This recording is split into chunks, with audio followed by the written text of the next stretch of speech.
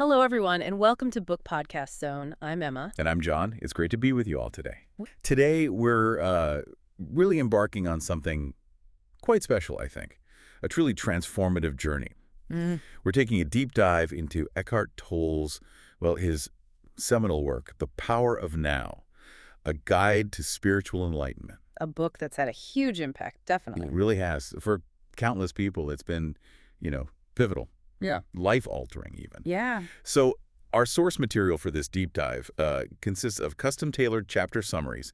They were designed specifically for audiobook listeners of the BookPodCastZone narration. Right. So we're working from summaries built for listeners. Exactly.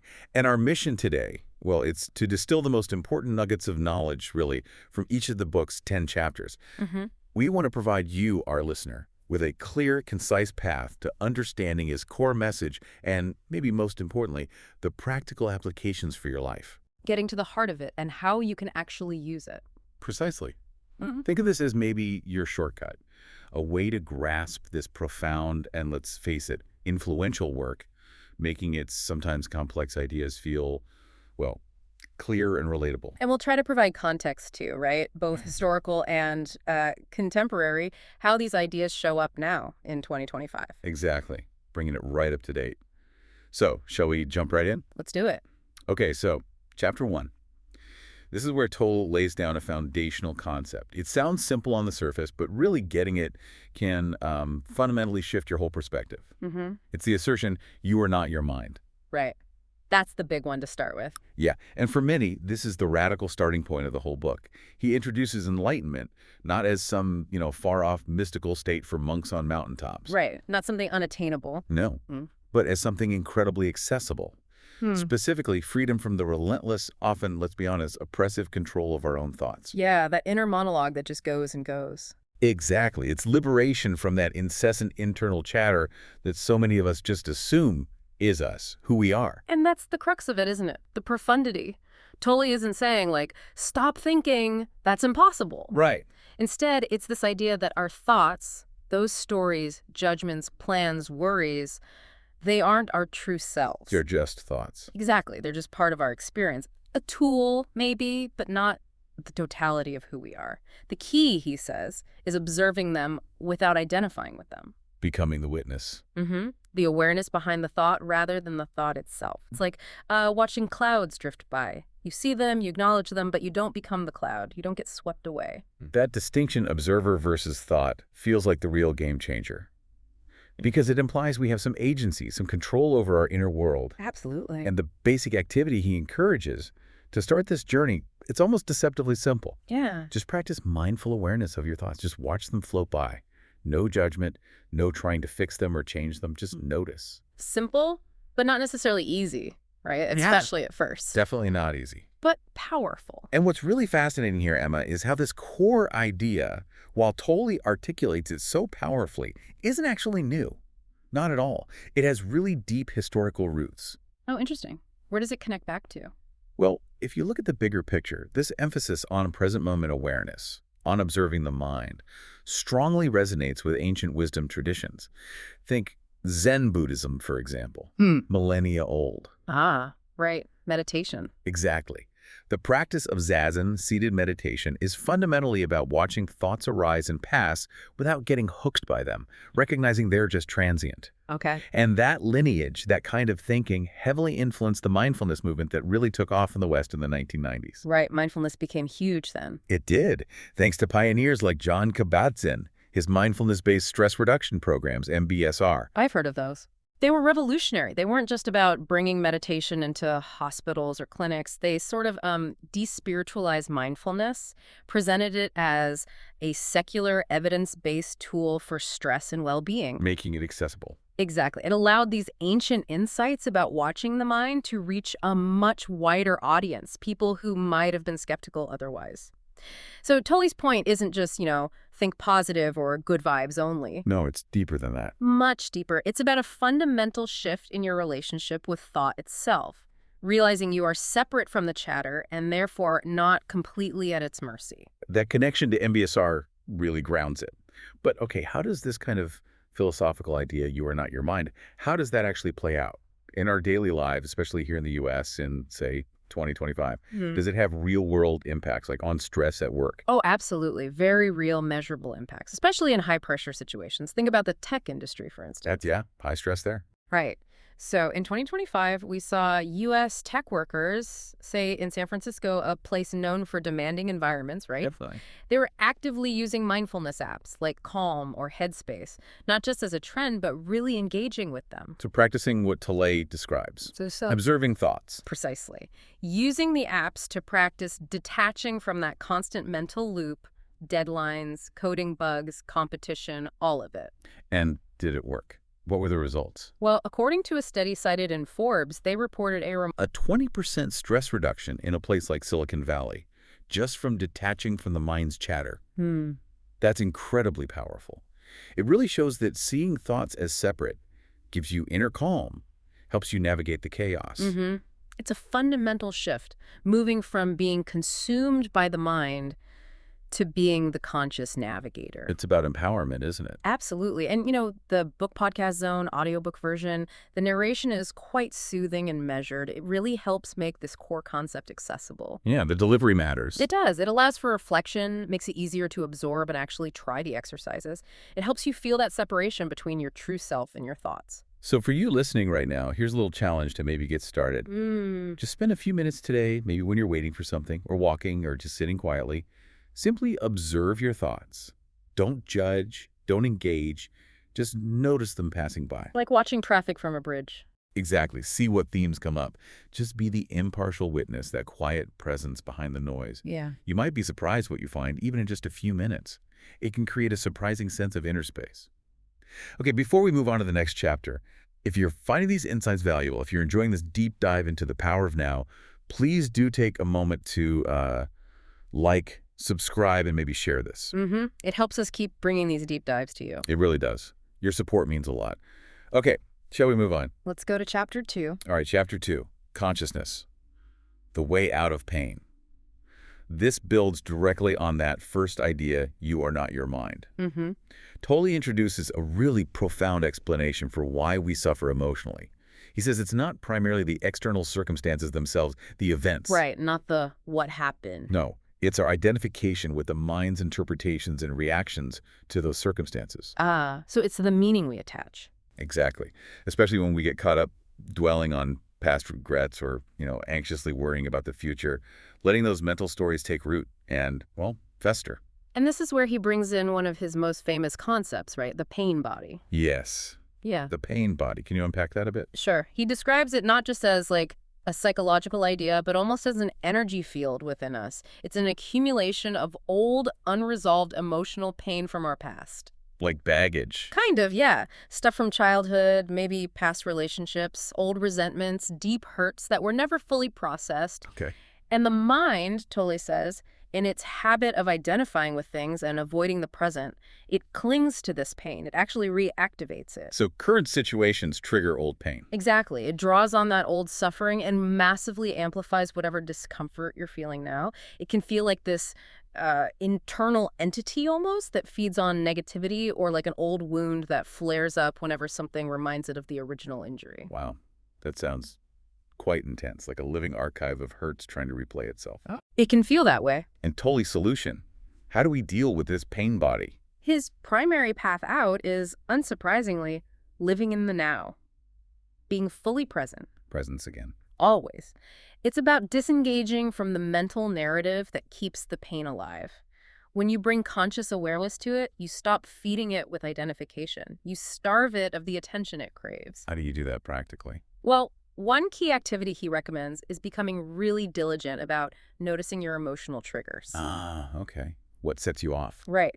What activates the pain body? Is it a certain tone of voice, a reminder of a past mistake, feeling ignored? By becoming aware of those triggers as they happen, you gain a moment of choice. A choice to stay present instead of getting swept away. Exactly. You interrupt the automatic, habitual pattern. Awareness is the key to dissolving it. That's fascinating. And again, like the first chapter, does this pain body idea connect to anything older? Psychologically, perhaps? It really does. It draws some powerful parallels, especially to Carl Jung's concept of the shadow. Jung's shadow. What's that? Jung talked about the shadow archetype back in, well, it became widely discussed in the 80s.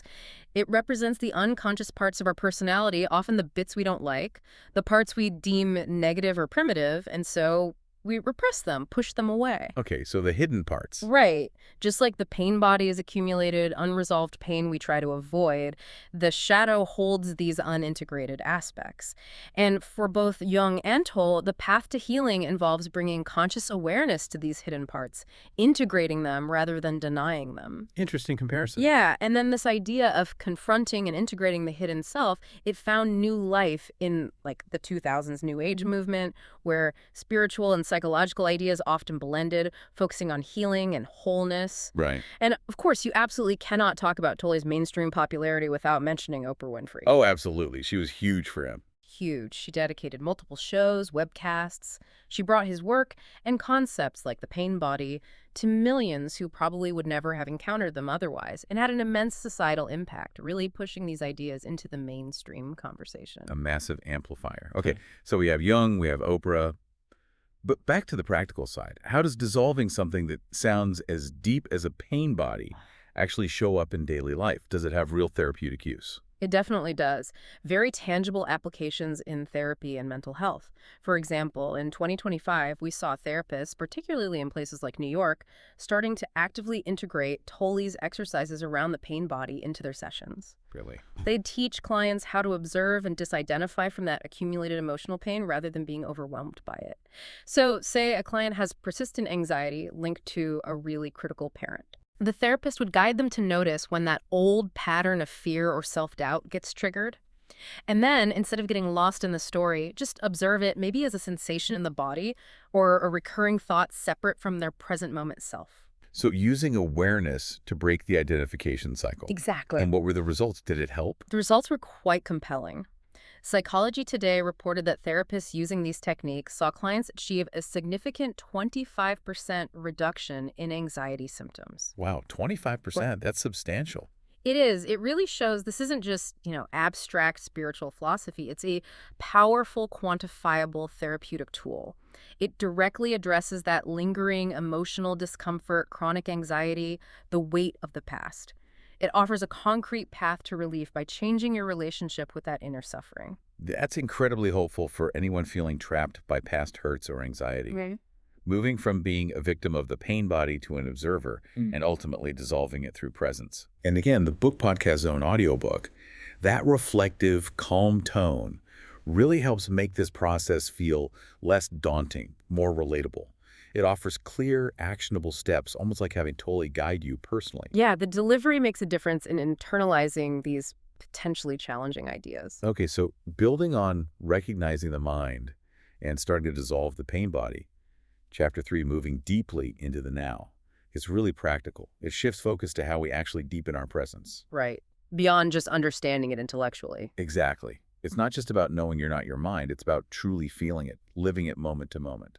Tolle really hammers home that the present moment isn't just like a fleeting point in time between past and future. No, it's the only place life actually happens. Right. And it's always available, always accessible as an anchor. So the focus here is on anchoring ourselves more firmly in the moment, resisting that constant pull towards past regrets or future anxieties. Getting grounded. And he emphasizes that the present moment isn't just a concept.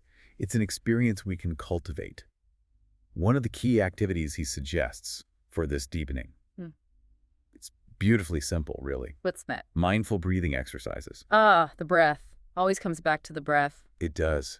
Focusing on your breath is such a direct, immediate way to pull your attention back to the now. It detaches you from the mental stories and connects you to a more visceral level of awareness. Because the breath is always happening right now. You can't breathe in the past or the future. Exactly. Tune into the breath and boom, you're grounded in the present. It's incredibly intuitive. And again, there's a lineage here, isn't there? These breathing and presence practices. Definitely. You can trace the influence back, for instance, to 1970s meditation practices that became popular in the West, like transcendental meditation, or TM. Right. TM was big then. Yeah. With its simple mantra repetition and focus on accessing quieter states of mind, it really helped pave the way for wider acceptance of mindfulness techniques outside of traditional spiritual contexts. Kind of normalized meditation for a new audience. And then fast forward to the 2020s. It's interesting how wellness trends, even on platforms like X, formerly Twitter, have amplified these ideas. Social media and mindfulness seems like an odd mix. It can be, but you see short guided meditations, daily mindfulness prompts, breathwork challenges. Social media has surprisingly played a role in making presence a widely discussed, sometimes even practiced concept. It brings these ancient ideas to a new generation in these like bite-sized, shareable ways. Huh. Finding new ways to spread the message. Yeah. So if mindful breathing anchors us in the now, how did that translate practically beyond just feeling calmer? Does it impact things like, say, performance in school or at work? It has a direct, measurable impact on cognitive functions like focus and concentration. Really? How so? Well, consider this example from 2025. U.S. students in Boston, those who regularly practice mindful breathing, even just for short periods, maybe before class or during study breaks, they saw an impressive 18% improvement in their ability to focus. 18%. Right. Just from breathing exercises. According to Education Week, yes. And it wasn't just about feeling less stressed. It directly translated into better concentration on difficult academic work. Some students with ADHD symptoms even reported finding it easier to stay focused during long lectures or reading assignments after doing these brief breathing practices. That's incredible. An 18% boost in focus for students. It clearly links cultivating presence directly to better cognitive performance. That's hugely valuable for anyone needing to learn, work effectively, or just absorb information without getting constantly sidetracked. Exactly. It turns a seemingly internal spiritual practice into a powerful tool for real-world effectiveness. It shows how these simple techniques can profoundly impact our ability to engage with tasks with more clarity. And the BookPodCastZone audiobook, again, its calm delivery, really helps make this concept of presence feel engaging and accessible. It doesn't just talk about the techniques, it presents them in a way that feels practical, easy to follow, almost like a gentle guide. Yeah, Tolle's practical guidance really comes through, helping listeners not just understand, but actually immerse themselves in the present using these very doable techniques. Okay, moving into Chapter 4, Mind Strategies for Avoiding the Now. This is where I think it gets really interesting because Tolle pulls back the curtain on something we all do, but maybe don't consciously recognize. The mind's resistance? Exactly. He reveals the mind's clever, often quite subtle tactics for pulling us out of the present moment. It's almost like our minds have their own agenda, actively working against presence. Why would the mind do that? Well, Tolle suggests its very identity is rooted in time in the past and the future. The present moment, the now, is sort of timeless, formless, and the mind finds that threatening to its structure, its control. So it avoids the now to preserve itself. That's the idea. He talks about common distractions we all fall into. Constantly worrying about money, replaying old arguments in our heads, catastrophizing about what might happen next week. Been there, done that. Right. Tolle argues these aren't just random thoughts. They're often sophisticated illusions the mind creates specifically to avoid true presence. So, like, when I'm endlessly planning for some hypothetical disaster. Yeah. Or replaying some minor embarrassing thing from years ago. Tolle would say the mind isn't actually solving a problem there. It's often creating a mental problem just to keep busy, to avoid the stillness of the now. Because in that stillness, its dominance lessens. Exactly. It feels a threat to its identity. So it generates narratives, worries, obsessions to keep itself active and in charge rather than letting us just be. That idea of the mind creating mental problems to avoid stillness, that's quite insightful. It really reframes worry and obsession. It does. It feels like a self-preservation tactic for the ego, maybe. And a powerful activity he suggests to start identifying these avoidance patterns is journaling. Writing it down. By regularly noting your thoughts, you can begin to spot the recurring themes, the specific loops your mind uses to pull you away. Is it constant self-criticism? Endless what-ifs? Non-stop planning? Seeing the patterns. Yeah. Externalizing them helps you recognize them as strategies, not necessarily as reality or truth about yourself. And recognizing these patterns, understanding these mind strategies, does that connect with more mainstream psychological approaches? It really does. It resonates strongly with cognitive behavioral therapy, CBT, which became prominent in the 2000s. CBT. CBT focuses heavily on identifying and challenging thought distortions, those irrational, unhelpful thinking patterns like catastrophizing, black and white thinking, mind reading. Tolle's work, from a more spiritual angle, mirrors this by highlighting how the mind generates these illusory problems to avoid the present. It's a similar mechanism. And you see this in modern tools too, right? Like apps. Absolutely. The resurgence of mindfulness apps in the 2020s. Many of them include guided exercises or journaling prompts specifically designed to help users recognize and reframe these unhelpful thought patterns. Very much aligned with Tolle. So these apps provide accessible ways to do that self-observation. Exactly. Tools that used to be mainly in therapy or long meditation retreats are now, in your pocket. Okay, so we're talking about understanding how our minds can, in a way, sabotage our presence to maintain control. What's the real-world benefit of catching on to this, especially in, say, a demanding professional setting? It has a direct, measurable impact on things like productivity and mental clarity. How so? Well, take this 2025 example. Mm-hmm. U.S. professionals in Chicago, maybe in fields like finance or marketing where focus is key, they started using journaling apps specifically designed to pinpoint these mental distractions. Okay. So they became consciously aware of their own mind's avoidance patterns. Like maybe instead of tackling a big report, they'd find themselves endlessly tweaking emails or getting lost worrying about a future presentation instead of preparing for the current one. Recognizing the pattern in real time. Yes. And by recognizing it, they could consciously redirect their attention back to the actual task at hand. And the result? Ink. Magazine reported this led to a remarkable 22% boost in productivity for those professionals. 22%. Just from identifying and counteracting the mind's avoidance tricks. That's what the report suggested. It shows that understanding these strategies isn't just about inner peace, though that's valuable too.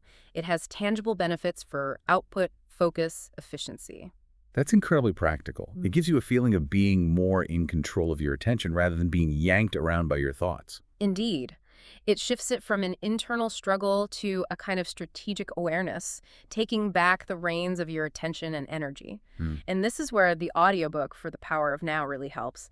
The narration is so clear, so methodical. It simplifies this complex process of recognizing avoidance patterns, makes it feel understandable. It makes it less abstract. Right. It offers actionable steps that feel doable. Tolle, through his analysis, really exposes the mind's tricks, gently but firmly guiding you back to presence. So, for you listening, maybe take a moment to reflect. What are your common mind strategies for dodging the now? Do you replay arguments?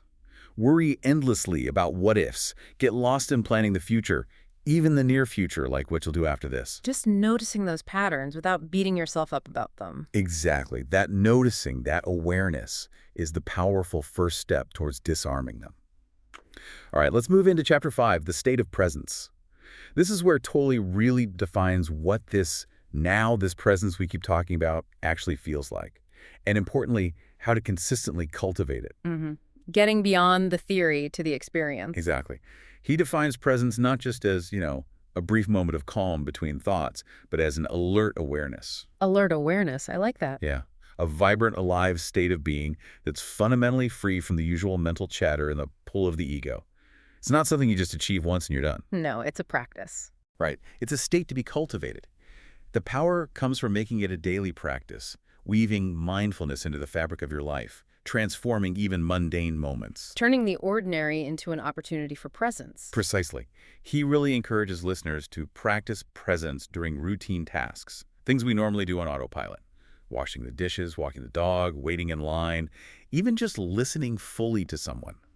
So using everyday life as the training ground. The idea is that every moment, no matter how boring or routine it seems, becomes a chance to anchor yourself in the now. It transforms ordinary activities into acts of mindful awareness.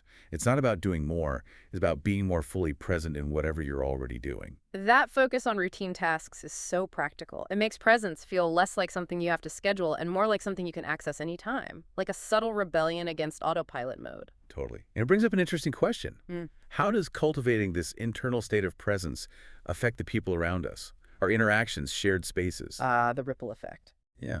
And historically, this idea has strong roots too, doesn't it? Oh, definitely. Tolle's ideas here connect deeply with, for instance, 1990s Zen teachings, especially figures like Thich Nhat Hanh. The Vietnamese monk, right? That's him. He famously emphasized mindfulness in daily life. His teachings weren't just about formal meditation on a cushion, but about bringing conscious awareness to every action, drinking tea, walking, washing the dishes, just like Tolle suggests. Making the sacred ordinary, or the ordinary sacred. Something like that, yeah. And then, again, fast forward to the 2020s, and you see social media, despite all its noise, playing this funny role in popularizing mindfulness. Right, we mentioned that. Sometimes it becomes a bit trendy, sure, but at its core, it has reinforced the importance of being present in our hyper-distracted world. It's brought these ancient practices, often in simplified forms, to a huge audience. It's kind of democratized it, in a way. Perhaps. So if presence can be woven into daily life, how does that translate into a measurable impact on, say, group dynamics, like in a classroom? Yeah, does a teacher being present actually change things for the students? It seems to have a profound effect. There is a compelling example in 2025 involving U.S. teachers in Seattle, recognizing the growing challenge of student distraction. A big issue. These teachers actively practiced mindful teaching, meaning they consciously brought a state of alert, non-reactive presence into their classrooms. How does that look? Being fully present with the students, listening deeply, responding consciously rather than just reacting out of habit or frustration, really embodying that state of awareness. Okay, and the impact. Edutopia reported a remarkable 20% improvement in classroom engagement. 20% better engagement, just from the teacher being more present. That's the finding. Students were more attentive, participated more, and even reported feeling more connected and safer in the classroom, all seemingly stemming from the teacher's internal state of presence. Wow, that's astonishing. It really shows that our inner state isn't just personal. It radiates outwards, directly impacting interactions, the environment, communication, leading to a more connected experience for everyone. Absolutely. Presence can be a catalyst for positive change in communities, not just for individuals. When one person cultivates presence, it subtly shifts the energy, inviting others into that same space of awareness and connection. And BookPodCastZone audiobook, with its really inspiring, gentle tone, makes achieving this state feel genuinely possible, not like some lofty goal, but something attainable. The exercises feel relatable, easy to weave into your day. Yeah, it feels within reach. Tolle's guidance is so uplifting here, really helping listeners foster that consistent state of pure, alert awareness. So a challenge for you listening. Today, pick one simple daily task. Maybe brushing your teeth, walking to your car, drinking a glass of water, and just consciously apply presence. Feel the sensations, notice the sounds, be fully there. Resist the mind's pull to wander, just for that short time. See what difference it makes. Okay, let's dive into Chapter 6, The Inner Body. This introduces another really powerful way to access presence, one that's often overlooked. Moving beyond just the mind. Exactly. Tolle encourages us to connect not just with thoughts or emotions, but with the actual energy within our physical bodies. Feeling the body from the inside out. Right. He teaches that by doing this, by tuning into that inner aliveness, we can effectively anchor ourselves in the present and significantly lessen the grip of the overactive mind. It's not about, like, intense exercise. No, it's more subtle. Much more subtle. It's about cultivating internal awareness, feeling the life energy, maybe a tingling warmth, a general sense of aliveness within your hands, feet, your whole body. And he calls this inner body, this energy field, a direct pathway to the now. Yes, because it's always present, always happening now. It bypasses the mental noise and connects us to something more fundamental, more real in our being. How do we practice that? How do we feel it? A key practical activity he recommends is the body scan. Body scans, common in mindfulness. Very. You systematically bring your attention to different parts of your body. Maybe start with your toes, slowly move up to your legs, torso, arms, head. And you simply feel the sensations there. No judgment, just observing whatever you notice. Warmth, tingling, pressure, maybe even numbness. Right, anything. This practice instantly pulls your awareness out of your head, out of the endless thought streams, and grounds you directly into your physical form, into the present moment. It's a very direct anchor. And again, this focus on the body, on inner awareness, there are historical connections here too, right? Particularly with practices gaining ground in the West. Absolutely. You can clearly see the influence of, say, 1980s body-based mindfulness practices. The most obvious one is the rising popularity of yoga in the U.S. around that time and since. Yoga definitely emphasizes body awareness. Hugely.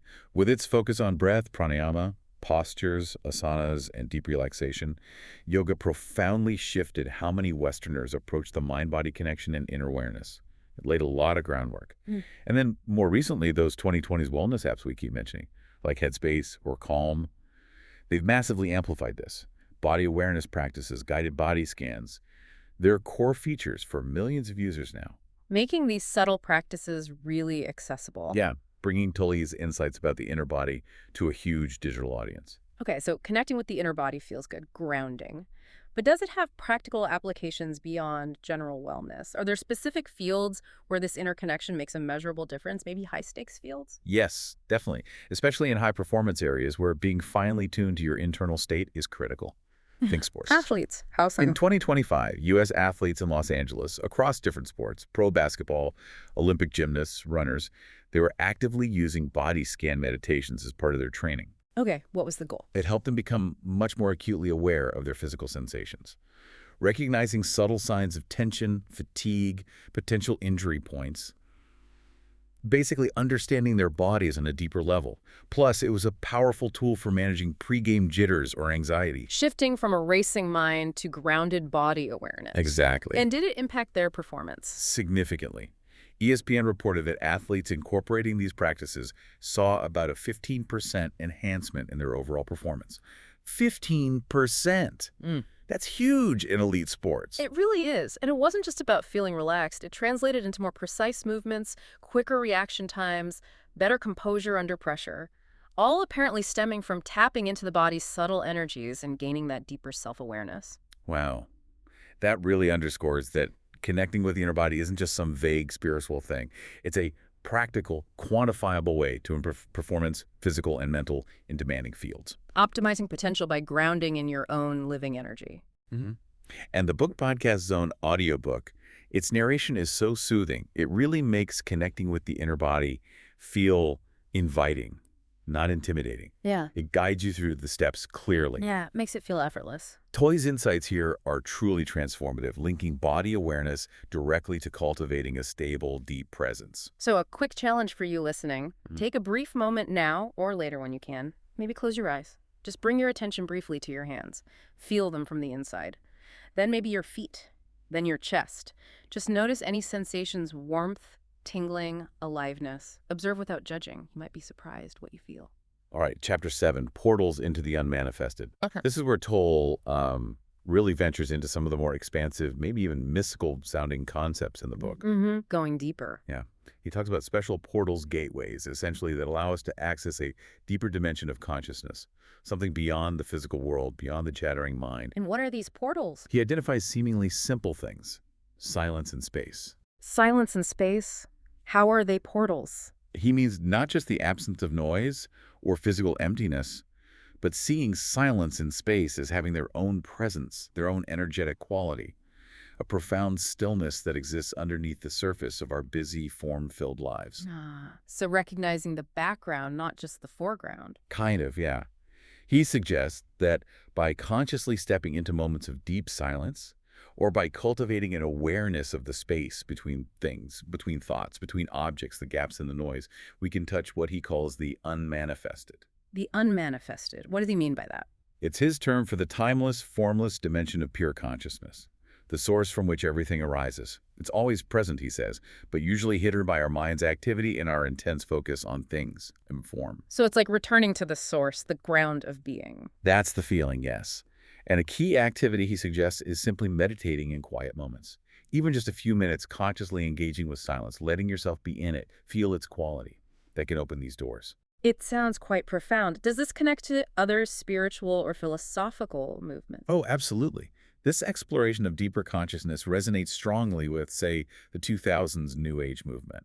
Think figures like Deepak Chopra, who popularized ideas about universal consciousness, quantum reality, interconnectedness. Those kinds of ideas. Right. But the roots go even deeper, back to the 1960s mystical traditions, which often emphasize direct experiential connection to the divine or universal energy, often drawing from Eastern philosophies. They focused on altered states, deep meditation.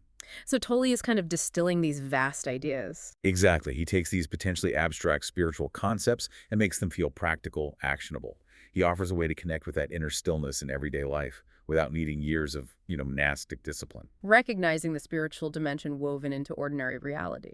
Okay, so silence and space as portals. What does that mean for, say, a busy executive?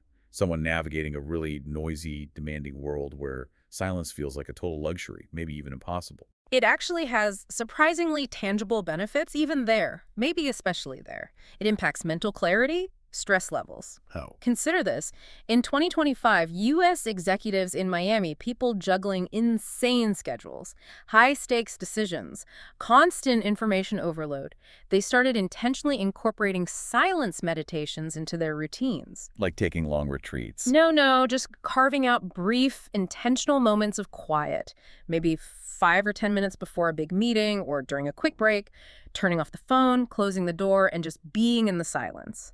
Consciously accessing that portal. And did it make a difference? According to the Harvard Business Review, this practice led to a reported 18% reduction in stress levels among those executives. 18% stress reduction from short bursts of silence. That's significant for high-pressure roles. Very. It highlights how even brief dips into that unmanifested stillness can profoundly benefit mental clarity, improve decision-making, boost well-being. Some execs noted critical decisions felt clearer, less reactive after just a short period of quiet. That's compelling. It suggests stillness isn't just a nice to have, it's almost vital for optimal functioning. That maybe the best ideas and resilience come from that inner quiet, not just endless thinking. Precisely. Recognizing that the source of creativity and clarity might lie beyond the mental churn. And the BookPodCastZone audiobook, its delivery is so serene here, it really helps make these potentially mystical ideas feel practical, grounded. Yeah, it doesn't sound woo-woo. No. The narration provides clear, easy-to-follow guidance to experience this deeper awareness yourself. Tolle's insights, delivered this way, gently open those doors for anyone willing to step into stillness. So for you listening, maybe consider finding just a few minutes of complete silence today. Turn off the noise, find a quiet spot if you can, and just be in the silence. Notice its quality. It might feel weird at first, the mind might resist, but stick with it. See what peace you might find there. Okay, well, let's turn to Chapter 8, Enlightened Relationships. This is where Tolle applies all these principles of presence, not just inwardly, but outwardly, to our connections with other people. Showing it's not just a solo journey. Exactly. It demonstrates that spiritual growth deeply impacts and transforms how we interact. He focuses on transforming relationships by staying present, and crucially, freeing ourselves from those reactive, ego-driven patterns. The usual relationship drama triggers. Right. Our typical interactions are often soaked in past resentments, future expectations of how the other person should act, or the ego's need to be right, to defend itself, to control. All that baggage. Tolle argues that by bringing conscious presence into our interactions, we can dissolve these egoic patterns. We can actually connect with others from a place of genuine being, from that shared ground of presence, instead of through our usual conditioned mental filters. Connecting authentically, not just ego to ego. Yes. And a core activity he highlights is mindful listening. Really listening. Really listening, not just hearing the words, but tuning into the emotion behind them, the subtle cues. Being fully present with the other person, without judgment, without constantly formulating your reply in your head or letting your mind drift to your own agenda. Creating a space of acceptance for them just as they are in that moment. Exactly. That feels like the core of it. That distinction between ego reactions and conscious presence feels so relevant for anyone who's ever felt stuck or frustrated in a relationship. Which is probably everyone at some point. Probably. And this idea, again, connects to more contemporary thinking about relationships too, right? Oh, absolutely. Tolle's ideas here run parallel to the research on emotional intelligence, or EI, that really took off in the 1990s, especially with Daniel Goleman's work. Emotional Intelligence, the book. Yeah, right. Goleman profoundly shaped our understanding of what makes relationships work, emphasizing things like self-awareness, empathy, social skills, all core components of mindful, conscious interaction. And then, again, into the 2020s, you see social media constantly buzzing with themes of connection, empathy, conscious communication, posts on X, Instagram, TikTok, often short, impactful messages about relating thoughtfully and kindly. So these ideas keep finding new expression. They do. It shows this enduring need for authentic connection and how principles like presence help facilitate that. Okay, so we have the theory, the connections, but what's the concrete evidence? Does applying mindful presence actually improve relationships in a measurable way? It seems remarkably effective. There was a 2025 example involving U.S. couples in Denver. They participated in workshops specifically training them in mindful communication, applying Tolle's principles directly. What did that involve? Things like practicing presence during conversations, learning non-reactive listening, choosing conscious responses instead of automatic defenses. So instead of immediately firing back when criticized, they learn to pause, breathe, hear their partner out fully, and respond from presence. Okay, learning new habits and the outcome. Psychology Today reported that these couples showed a significant 20% improvement in overall relationship satisfaction after the training. 20% better relationship satisfaction. That's huge. It really is. It clearly demonstrates that presence isn't just for individual peace. It profoundly enhances our most important bonds. It creates more harmony, understanding, joy. It's transformative, moving beyond surface interactions to genuine connection. It really highlights how presence creates the space for real connection, letting people relate from their authentic selves, not just their conditioned patterns. And the BookPodCastZone audiobook, the tone in this section is so warm, so inviting. It makes the relationship advice feel very relatable, not preachy. Yeah, practical. Right. Offers tips that feel easy to understand and actually try out in your daily interactions, almost like getting advice from a wise, kind friend. Tolle provides such insightful strategies here, fostering those present moment connections that can heal and deepen our relationships. So a challenge for you listening. In your next conversation, maybe with a partner, friend, or family member, try practicing mindful listening. Just for a few minutes, really listen. No interrupting, no planning your response, no mental side trips. Just be fully present with what they're sharing. See what happens. See how the dynamic shifts. Okay, let's unpack Chapter 9. Beyond happiness and unhappiness, there is peace. This is a really profound shift in perspective, I think, from how most of us view our emotional landscape. Moving beyond the pendulum swing. Exactly. Tolle explains that true, deep, lasting peace transcends those fleeting emotions we normally chase or avoid: happiness and unhappiness. We spend so much energy trying to be happy, trying desperately not to be unhappy. But both are temporary, right, dependent on things changing. Right. They're transient states, often depending on external situations lining up just right, or our internal stories matching what we want. They're inherently unstable. So what's the alternative? True peace, Tolle argues, is an underlying state. It's always there, beneath the surface fluctuations. And it's achieved not by trying to control or force positive emotions, but through sustained presence. Presence again, the key to peace. Always. When you're fully rooted in the now, you connect with a deeper dimension of your being that is inherently peaceful, regardless of what's happening emotionally on the surface, whether you're feeling joy, sadness, anger, whatever. So peace isn't the absence of difficult emotions. Not necessarily. It's the presence of awareness around the emotions. Yeah. And the activity he introduces here is crucial. Observing emotions without judgment. Just watching them. Yes. Instead of identifying with an emotion, I am angry, I am sad, and letting it take over, you learn to step back and witness it. There is anger arising. There is sadness passing through. Creating distance. Exactly. That detachment, that space between you, the observer, and the emotion, allows the emotion to move through without defining your whole state of being or dragging you into its dramatic storyline. You recognize you are the awareness watching the emotion, not the emotion itself. That distinction is vital. Experiencing versus being consumed. But can this approach really help with serious emotional pain? Or is it more for everyday ups and downs? That's a key question. And what's fascinating is how deeply this aligns with both ancient wisdom and modern therapeutic approaches. Historically, you can connect this directly to, say, 1970s Buddhist teachings, figures like Pema Chodron. An American Buddhist nun, right? Yes, she powerfully emphasized emotional acceptance and detachment as paths to freedom. She taught that liberation comes not from avoiding suffering, but from being fully present with it without adding resistance. Meeting difficult emotions with awareness. And this ancient wisdom is strongly echoed in 2020's mental health trends, especially therapies like DBT, dialectical behavior therapy, and ACT, acceptance and commitment therapy. Right, those are big now. They heavily emphasize non-judgmental observation and radical acceptance of all emotional states. They recognize that often it's the fighting against difficult emotions, the resistance, that fuels suffering even more than the initial feeling itself. Building resilience through non-resistance. It makes sense. Can you give a concrete example, though?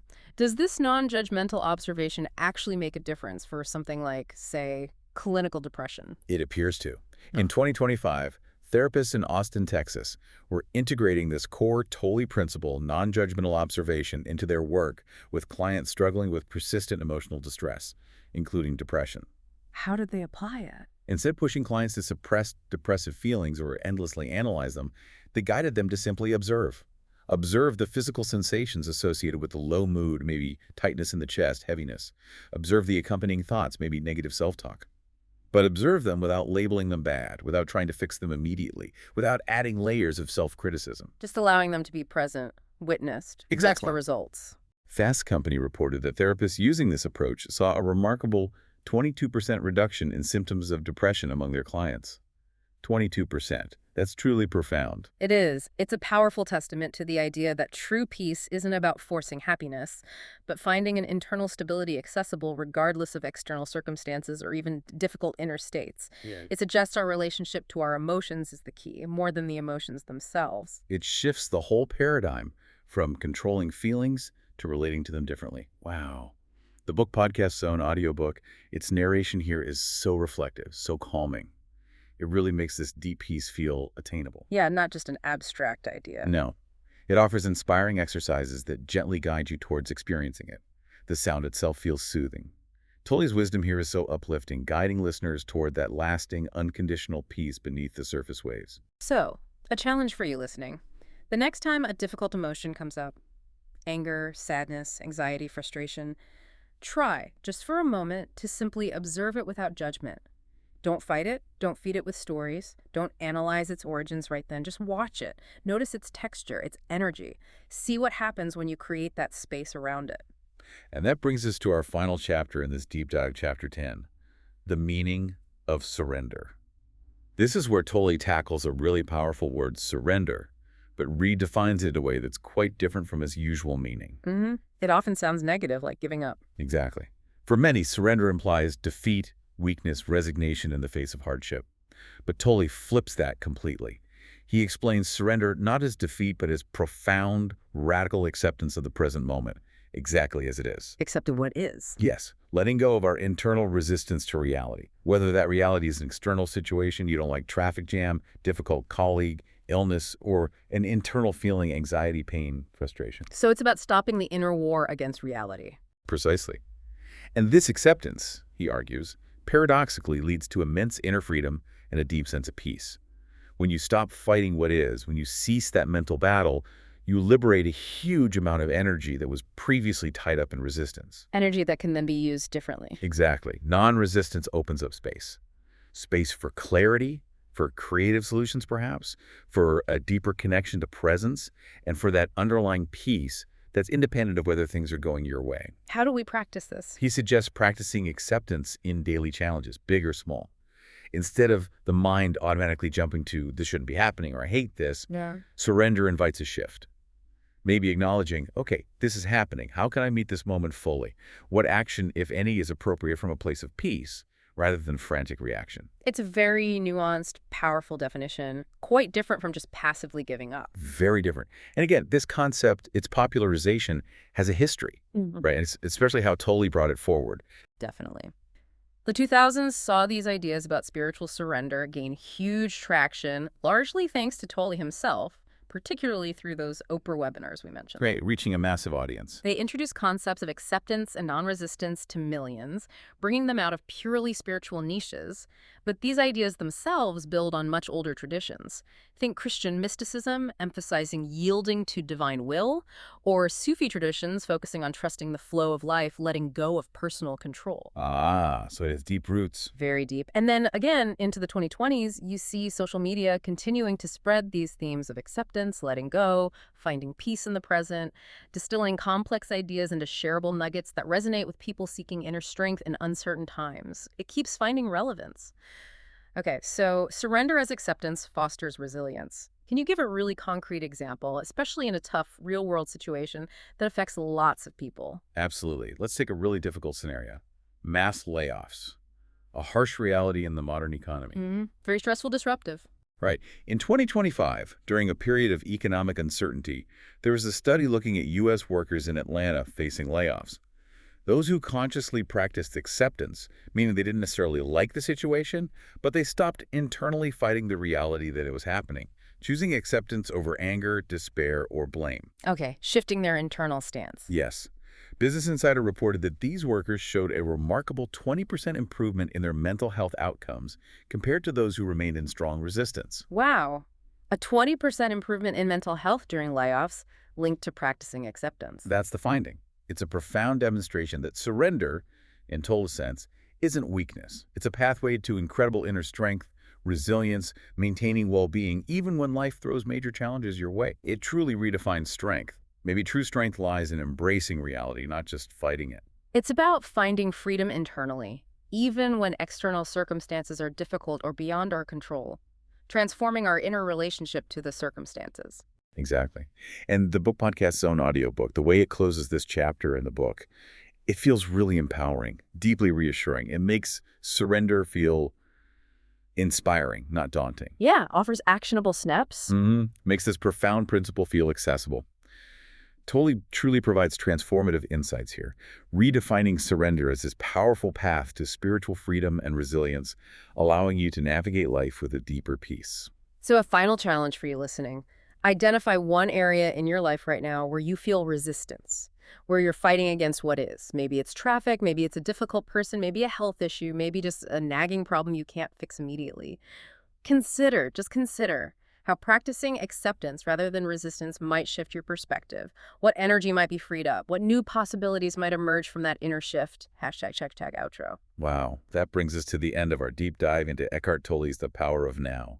What a journey. It really covered a lot of ground, didn't it? Deep ground. It really did. From that fundamental starting point, you are not your mind, through dissolving the pain body, really immersing ourselves deeply in the now. Then uncovering the mind's tricks for avoiding presence, cultivating that vibrant state of alert awareness. Connecting with the inner body's energy, accessing stillness through silence and space. Right. And then applying it all to relationships, finding peace beyond happiness and unhappiness, and finally, understanding that profound meaning of surrender is acceptance. It's clear how Tolle's work, especially supported by the kind of narration in the BookPodCastZone version, offers not just philosophy, but really practical, concrete steps for living a more present, more peaceful life. And we've tried to weave in that context, too, the historical roots, from Zen to Jung to EI, and those very current 2025 U.S. examples showing the real-world impact. Yeah, seeing how these principles measurably reduce stress for tech workers, improve focus for students, enhance performance for athletes, even support mental health during tough times like layoffs. It makes it very tangible. The core message really holds true throughout. The incredible power available to us simply by living in the present moment. Finding inner peace, freedom from the mind's grip, liberation from emotional pain. It's less about changing what's outside and more about fundamentally shifting our relationship to it inside. Exactly. So as you, our listener, reflect on everything we've talked about today, as you consider what it truly means to be present, here's maybe one final thought to leave you with, a question to mull over. Okay. If the true self, as Tolle suggests, really exists beyond thought, beyond emotion, beyond the stories of past and future, what new possibilities, what completely new dimensions of experience might open up for you when you genuinely allow the present moment to be your primary reality, not just a quick stop on the way somewhere else, but the place you truly live? That's a profound question to sit with indeed. What opens up when the now becomes home? We really encourage you to continue exploring these ideas, applying them personally in your own life, day by day, moment by moment. Thank you so much for joining us on this deep dive today. Yes, thank you. It was a real pleasure exploring this material with you all. And please do look for more deep dives from BookPodCastZone. Until next time, be well. And be present.